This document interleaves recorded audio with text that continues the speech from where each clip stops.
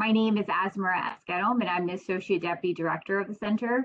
Our speaker today is Dr. Jeffrey Ding. He's currently an Assistant Professor of Political Science at George Washington University.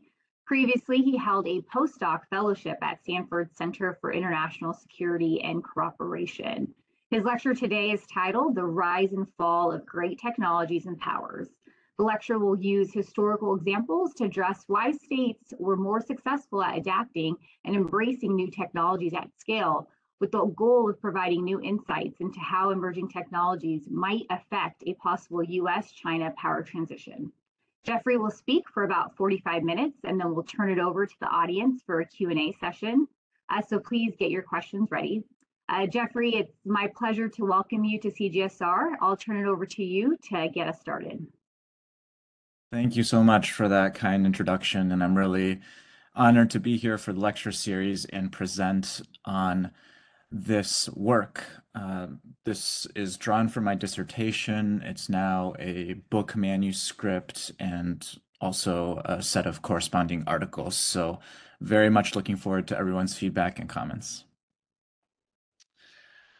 When we think about US, China, and technological competition today, oftentimes an image that comes to mind is a grand chessboard in which the US and China are interlocked in this AI arms race. And what I like about this picture is this position is not actually possible in a real chess game. And I think what it communicates is the broader point that this image also signals is that we oftentimes don't have a picture of what the chessboard really looks like in US-China technological competition. And today I'm going to sketch out how technological revolutions affect the rise and fall of great powers with an eye towards actually mapping out how technologies affect one pathway or one version of the chessboard in geopolitical competition. Here's how Chinese President Xi Jinping thinks about the connection between technological revolutions and the rise and fall of great powers. He gave this statement in a July 2018 summit of BRICS nations, Brazil, Russia, India, China, and South Africa, emerging economies that make up a large proportion of the world economy and population. He says, from the mechanization of the first industrial revolution in the 18th century to the electrification of the second industrial revolution in the 19th century to the third industrial revolution, these rounds of disruptive technological change have fundamentally changed the developmental trajectories of human history. After Xi's speech, an authoritative Communist Party publication in China called the Study Times analyzed that speech and put it in terms that should resonate with those of us who are familiar with the rise and fall of great powers. Specifically, the Study Times highlighted this historical pattern of Britain seizing the opportunity of the first industrial revolution and becoming the world productivity leader, that productivity leadership passing on to the US, which then becomes the global hegemon. And that also maps on well to what we know from classic and seminal works like Paul Kennedy's The Rise and Fall of the Great Powers, the inspiration for the title of this talk. He writes, the rise and fall of great powers involves differentials in growth rates and technological change, leading to shifts in the global economic balances, which then gradually affect and shape the political and military balances. And so today I'm going to focus on the first step of that causal chain. How do these technological changes actually manifest and produce shifts in the global economic balances? In international relations scholarship, the dominant account is what I call leading sector theory. It goes like this. You have a technological revolution. All these new advances are coming out. but it just so happens that they cluster in one country that dominates innovation in these technological advances. They capture profits in the fast-growing industries that appear off the back of these technological advances. They get monopoly profits and translate those into becoming the world's most productive economy.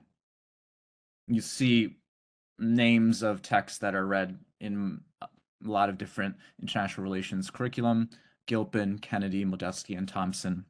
And Dan Dresner, in an international relations article,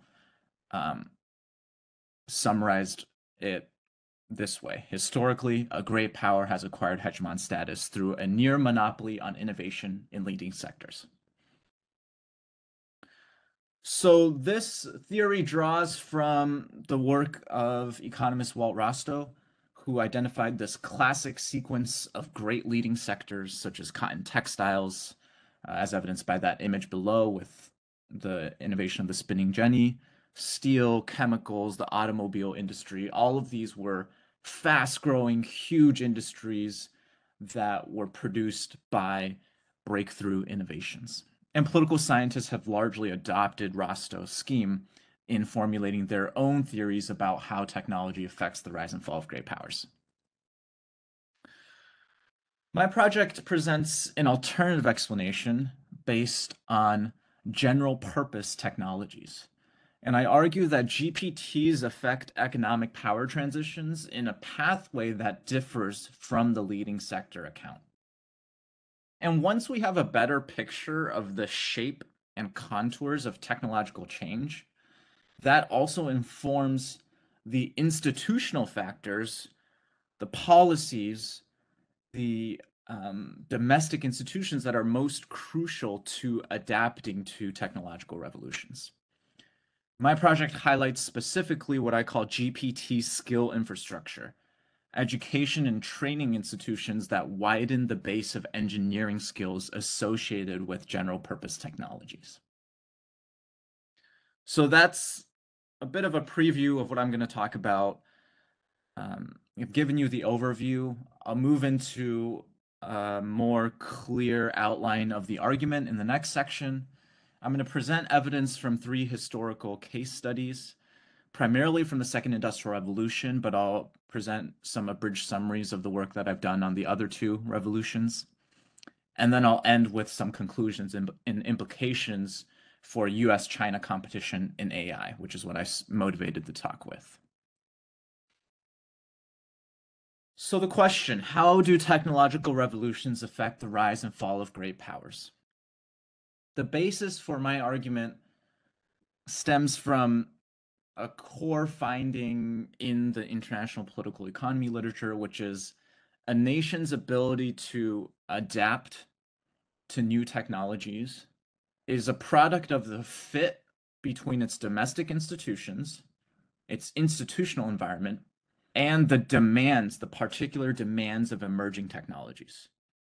So there has to be a good fit between these 2 things.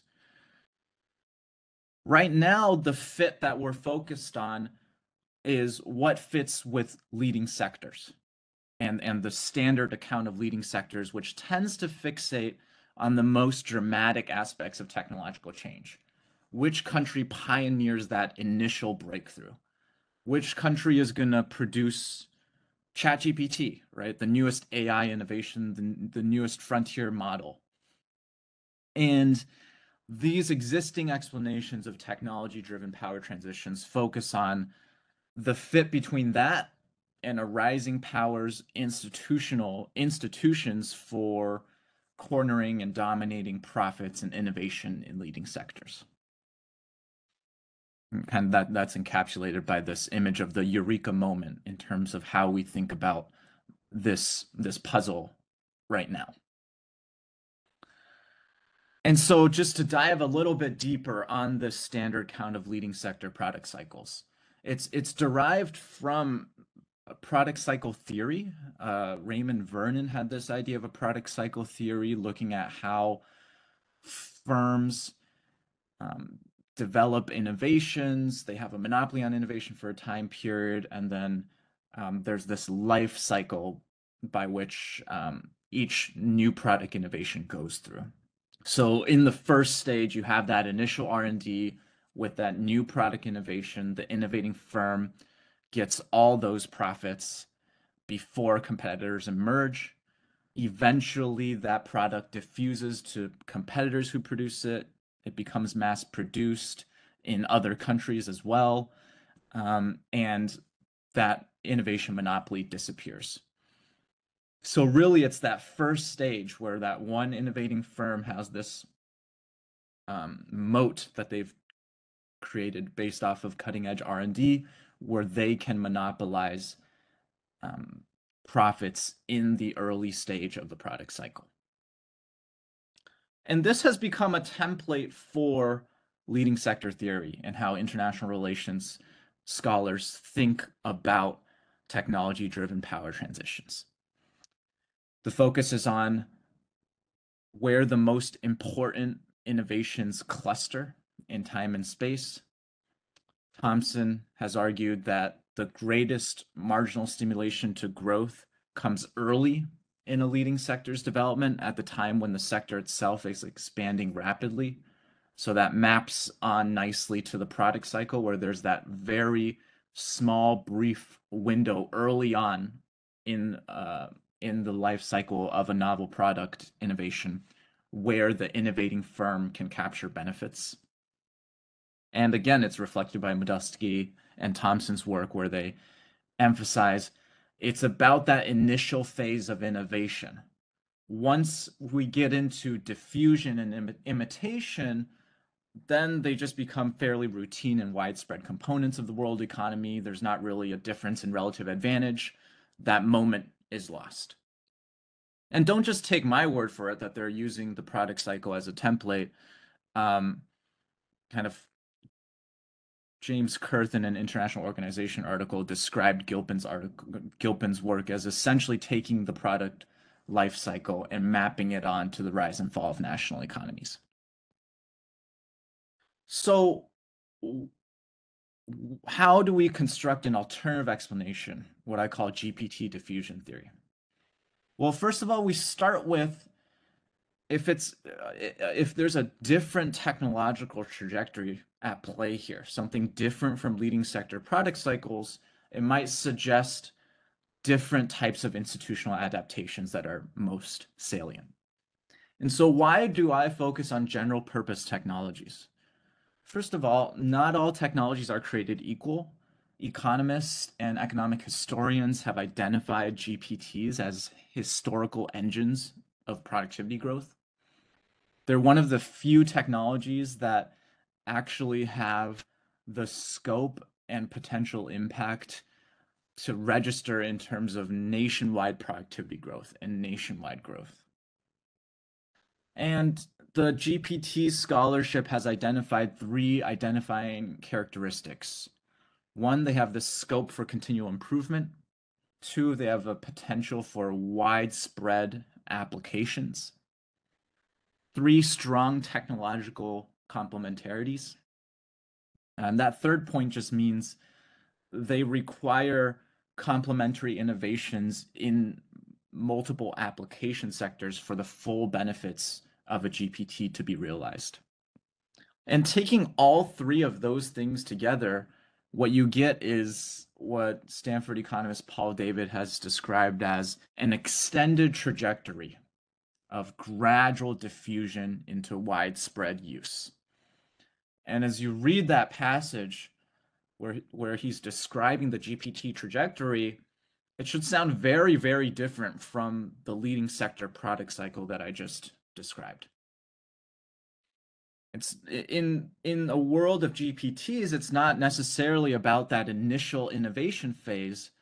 It's more about the phase of diffusion, the phase after the new cutting edge AI model has been released, when the hard work and the toil of making sure that it actually lands in different application sectors, making sure that it goes from the frontier firm to the small and medium enterprises, that's where the diffusion phase comes in. And of course, being an innovation leader in a new technology will help with widespread adoption. Sometimes it'll correlate with widespread adoption, but it's not determinative. There's all these other factors that are going to affect diffusion that are different from factors that affect innovation capacity and the ability to be an innovation leader in GPTs. And we'll talk specifically about differences in human capital and skill formation institutions. And I think among advanced economies at the technological frontier, these countries are going to have firms that that will contribute to innovation in a GPT. No one country is going to dominate all innovations in a field as broad as a GPT, right? No one country dominates all innovations in artificial intelligence. No one country dominated all innovations in electricity.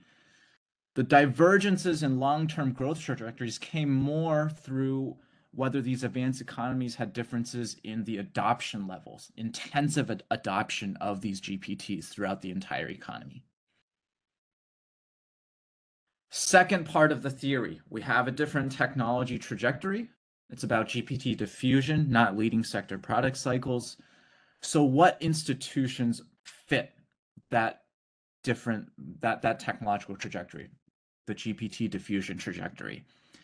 Again, I'm highlighting human capital and skill formation institutions. We could talk about other things like market structure, industrial organization, all these different institutions. I think a starting step is just to use skill formation institutions to highlight some of these differences. And so education and training institutions that widen the pool of engineering talent linked to new GPTs are my focus here, what I call GPT skill infrastructure. And I think these institutional adaptations are especially important because they address two unique demands of GPTs. One, you need to upgrade human capital, but it's not human capital specific to an industry. It's human capital that's broad enough to apply to all these different application sectors, but still specific to a GPT. And oftentimes, in the wake of a new GPT, you have these distinct engineering specialties that emerge. Mechanization followed by mechanical engineering. Electrification followed by electrical engineering. Computers followed by computer science, which is very much an engineering-oriented discipline. So the human capital upgrading that's required is almost how to cultivate this and widen this pool of average engineering talent. Second, there needs to be significant coordination between the GPT sector and numerous application sectors. In a lot of other technologies we would consider cutting edge, fast growing industries, this coordination is not very necessary. If you want to be a leader in pharmaceuticals, you don't necessarily need to coordinate between the pharmaceutical sector and all these other sectors in the economy. You can just dominate profits in that specific sector. Same with automobiles, right? A lot of other leading sectors, it's just about that sector. For AI to make any sort of impact at all, there needs to be extensive coordination between the firms producing AI models and all the different sectors that are going to be implementing those AI models. Just take the large language models that are in the news right now.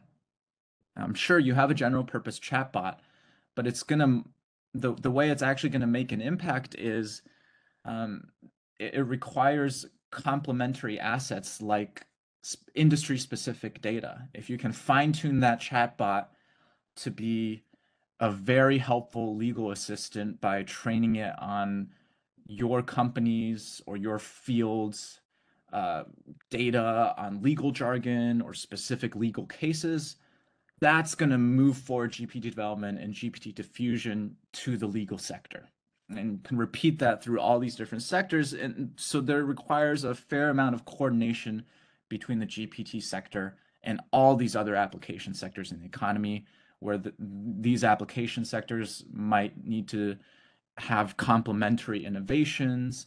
There needs to be good information transfer between these different sectors. They need to converge on certain standards so that you can scale solutions across a bunch of different applications rather than have to redo everything from scratch.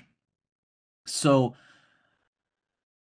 I think sort of this idea of GPT skill infrastructure, widening the pool of engineering talent, cultivating this engineering discipline sort of systematizes knowledge flows, upgrades human capital in a way that advances and enables GPT diffusion. And we've seen that through some of these historical examples that I've cited. So let me just summarize what we've covered in terms of the theoretical framework. We're comparing GPT diffusion versus leading sector product cycles. Both mechanisms are connecting the same cause to the same outcome. There's a technological revolution. You have a period where there's significant acceleration in technological advance, and they have the same outcome, an economic power transition, which I define as when one great power sustains economic growth at higher levels than its rivals. But you have two very, very different pathways that connect this cause and outcome. In the leading sector world, the technological trajectory is defined by those first three columns. The impact time frame, lopsided in early stages. We should look at leading sectors should make a great impact on an economic power transition very early on. The technological phase we should be focused on that matters for relative advantage across different nations is monopoly on innovation. Economic growth is concentrated in those leading sectors. Productivity gains should be driven by this one sector or in a few leading sectors. That technological trajectory is different for GPT diffusion. In fact, in many ways, it's opposite. Lopsided in the later stages, GPTs take a very, very long time to make their mark. That's because the phase that matters the most is diffusion and the spread of technologies across the entire economy. And by extension, breadth of growth is dispersed and spread out, distributed across a wide range of industries, as opposed to concentrated in leading sectors. That suggests differences in institutional adaptations. Rather than deepening the skill base in leading sector innovations, it's about widening the skill base and upgrading the average level of engineering in the engineering field related to the general purpose technology. Okay, so I've given you what I'm trying to do here in terms of comparing these two theoretical frameworks. The idea now is to basically pit these two pathways against each other, pit these two causal mechanisms against each other across three historical case studies that involve technological revolutions and potential economic power transitions. And we'll go through the second industrial revolution case and then quickly look at the two other cases before concluding. So, second industrial revolution, you have our cause, a technological revolution, just some remarkable technological advances. The density of scientific and technological developments in this period is almost unmatched. Electric dynamo, indigo dyes, and chemical dye stuffs are a huge field of innovation. Internal combustion engine, universal milling machine, and machine tools also play a role here. And you have the outcome of an economic power transition. David Landes, a historian, says that there's a shift from a monarchy to oligarchy, from a one nation to a multi-nation industrial system. And that's referencing the decline of the UK, Great Britain, the rise of Germany, and the US. So the period that we're working with here is 1870 to 1914. And in many ways, this should favor the leading sector mechanism. You have the rise of all these new industries, fast-growing industries, especially the chemical industries and the steel industry. Existing scholarship points to this case as one that supports the leading sector mechanism. And it's an important case because it's a key reference point for present-day discussions about emerging technologies and competition over things like artificial intelligence, right? Think about the phrase AI is the new electricity. There's a callback to this period. So the idea here is go back through and trace how these technological revolutions actually affected the relative growth trajectories of various powers at the time, relying on a lot of interdisciplinary studies that have been published after the seminal accounts in international relations that have revised and kind of added complexity to dominant narratives of past technological revolutions. So just to clarify the outcome here, I think for my purposes, I'm focused on productivity growth and GDP per capita. And there's a long rationale for that, but I think there's a growing consensus in international relations scholarship that economic efficiency is more important than just total economic output in terms of understanding power in international relations. So with this as the focus, it clarifies that the US, not Germany, becomes the clear economic leader across a bunch of different measures. I'm showing you the GDP per capita levels across this time period, where you see that Germany never surpasses the UK, but the US does begin to build a substantial lead before World War I. And so now I'm going to go through each of those three dimensions of the technological trajectories. Impact timeframe, phase of relative advantage, and breadth of growth. Let's start with impact timeframe. Again, if we're thinking about leading sectors, we should expect things like the electrical equipment industry, the chemical industry, steel industry, maybe even automobile industry to propel Germany and the US past the United Kingdom before 1914, right? We should expect these technologies to make an immediate impact in the short term. And to some extent, we do see this. We see Germany dominating global dyestuffs production in chemicals, capturing 85% of the market. But if we're looking at the US as the key economic leader, as the key rising power here, it's almost impossible to make the case that chemicals made an immediate impact in the US growth trajectory. US was very late to the German paradigm of industrial research labs. There were only 7 American dye makers in 1914. Similar story plays out for electrification, where, as is expected for general purpose technologies, electrification doesn't register significantly in terms of impacting US economic productivity until after 1914. It's a gradual transition to electric unit drive. So this is the story in terms of factory mechanization, where first you have a central steam engine that's powering shafts and belts that connect to different machines throughout the factory. Then you transition to group drive, where now it's electric dynamos powering groups of different machines throughout the factory instead of the central steam engine. And then finally, factory managers realize, oh, we have to change the entire structure of factories to unit drive. Now it's just one electric power source, power for each machine in terms of this unit drive conception. So it took a gradual transition of complementary innovations, organizational changes, human capital upgrading for electrification to make an impact. And sort of in the case study, I show that it's a similar story for the internal combustion engine and the automobile industry as well. In the GPT story,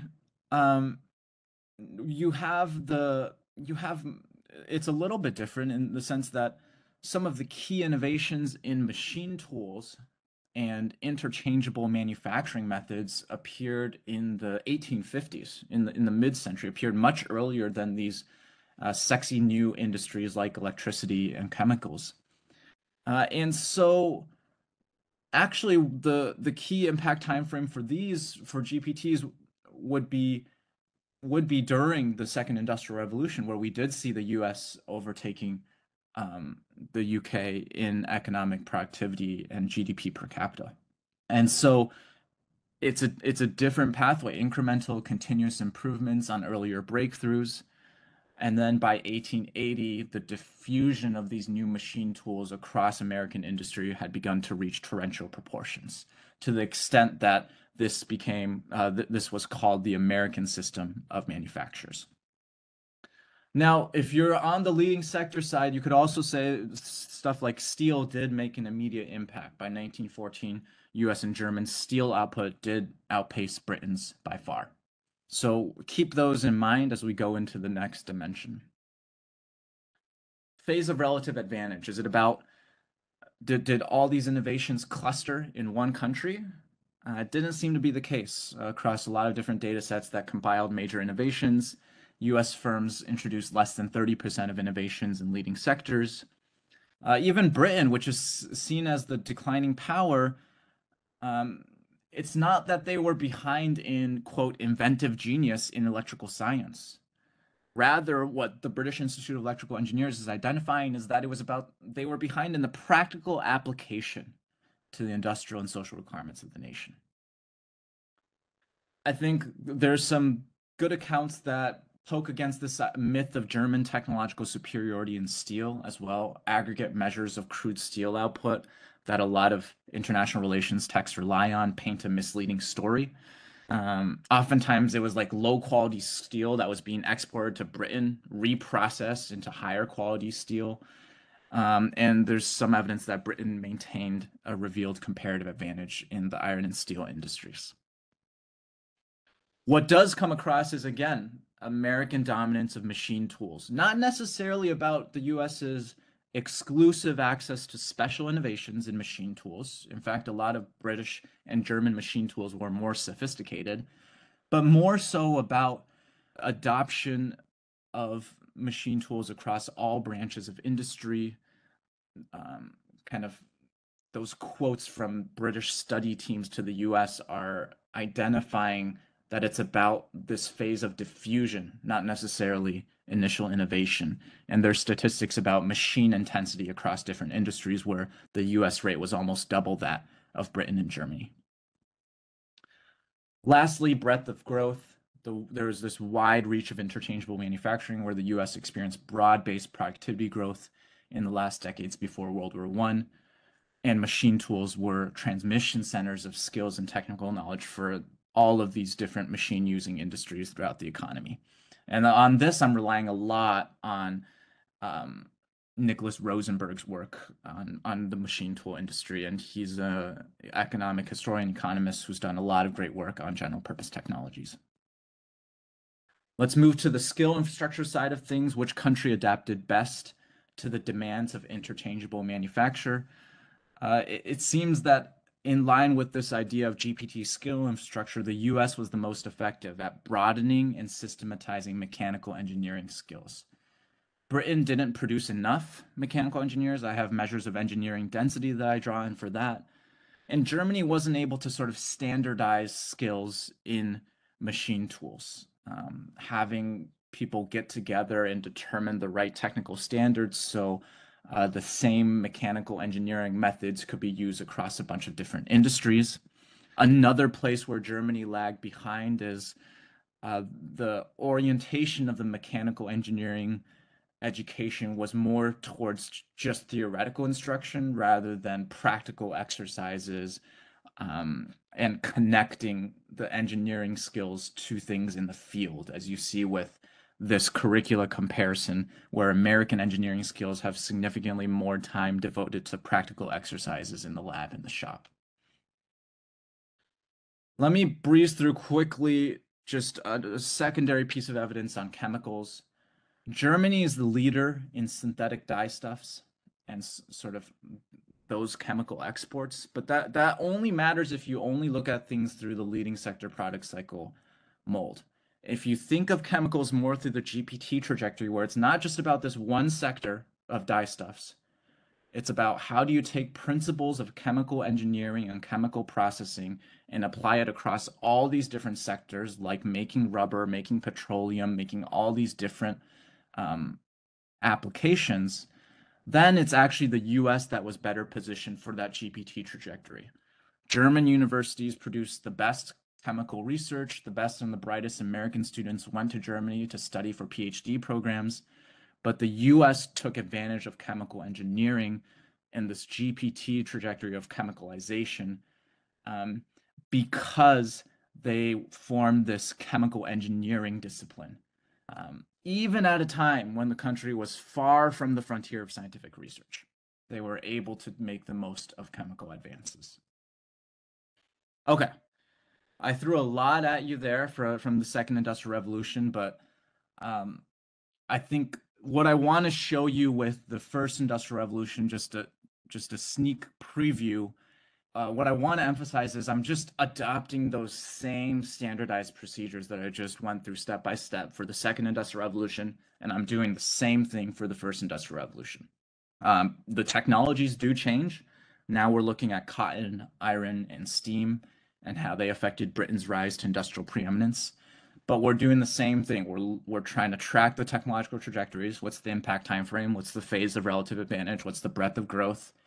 And then we're saying, okay, if it supports the GPT trajectory, was Britain able to develop the GPT skill infrastructure? Can we see the impact of differences in skill formation institutions? And as you see, I won't go through the details, but you can see that the technologies change, the time period change, but we can still do the same test between GPT diffusion and leading sector product cycles. And I think the First Industrial Revolution case also supports my theory of GPT diffusion.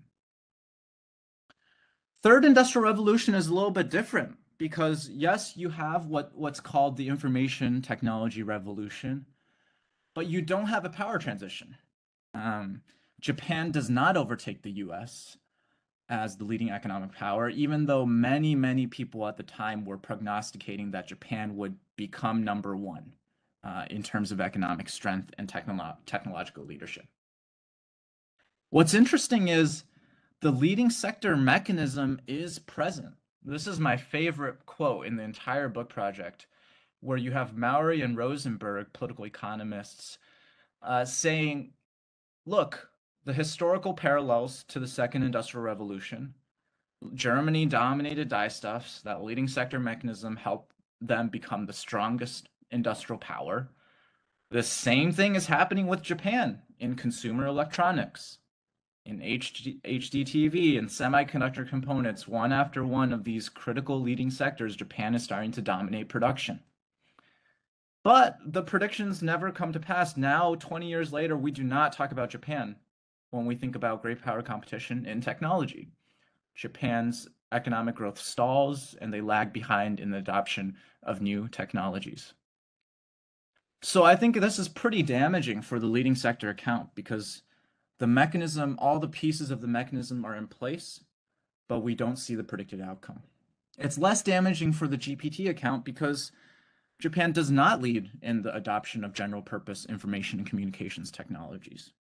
Japan is very competitive with the US in these ICT producing sectors, but in terms of productivity growth in ICT using sectors, it's very far behind the US.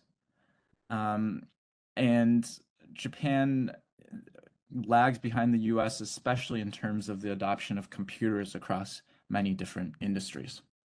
One note on GPT skill infrastructure in the Third Industrial Revolution, I emphasize how the US was more effective than Japan in developing a wide base of software engineering talent. And some of that was influenced by the US's openness to immigration, in essentially importing foreign talent in software engineering at this time, whereas Japan was less open to that as a vehicle for widening the base of engineering skills. Okay. So now let's end things with some conclusions and what this all means for US-China competition in AI. First of all, I think most economists who study GPTs would agree that AI is the most important general purpose technology in our current era, and it's widely viewed as the next general purpose technology. And there's empirical evidence for this GPT trajectory based on a wide range of data. I want to highlight the patent data. Different scholars have found ways to try to differentiate between GPTs and other technologies by seeing what are the patent citation patterns. Do patents in AI get cited by a wider range of fields than, say, patents in pharmaceuticals or patents in automobiles? The caveat I want to say about all of this is there's limits to our ability to forecast things in terms of these new technologies. If I were giving this talk 20 years ago, we might be talking about nanotechnology instead, as that quote from the former Deputy Secretary of Commerce indicates. The hype around nanotechnology at that time. Now, no one talks about nanotechnology.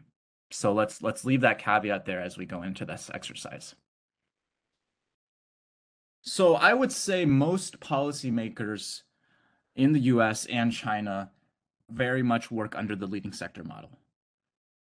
Look at the National Security Commission on AI's report, where they say, we take seriously China's ambition to surpass the US as the world's AI leader within a decade. Graham Allison, Eric Schmidt, former Google CEO, a lot of in their report, Kai-Fu Lee, influential book called AI Superpowers, all seem to converge on main impacts of AI will take place in the 2020s. China will leverage new advances in AI and overtake the US very quickly within the next 5-10 years.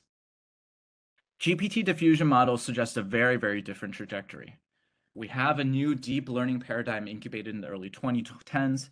If past revolutions serve as a guide, we shouldn't expect main productivity payoffs until definitely not before 2030, maybe not until 2040s, 2050. Of course, people have indicated that this time could be different. Maybe some of these past historical lessons don't translate. Maybe technology spread faster now. Maybe digital-based technologies spread faster and diffuse more quickly. So we can debate that in the comments and in the second half of the talk. In terms of the phase of advantage, most people point to R&D, innovations, most valuable startups, who are the top leading frontier companies. GPT diffusion tells us we should focus more on who is better set up to adopt these technologies at scale. China ranks 83rd globally in terms of a lot of different indices for adoption of information communications technologies. They significantly trail leading economies in terms of diffusion and penetration rates of key digital technologies, including cloud computing.